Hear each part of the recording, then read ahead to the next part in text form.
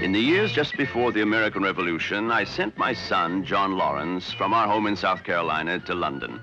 At 18, he had determined to study common law in England. Their system of justice also prevailed in the colonies.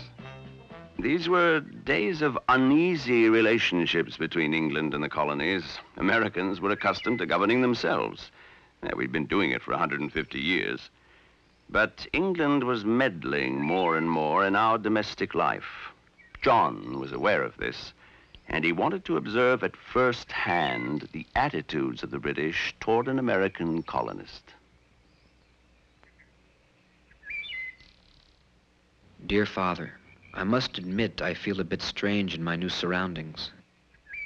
Oh, don't misunderstand. I'm proud that I'm from the colonies, all right. Nor have I forgotten my solemn promise to you. I shall complete my studies in London. I have already made a friend.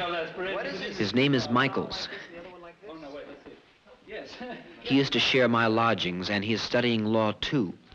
It will help us both to have each other to argue with. Michaels has introduced me to some of his friends.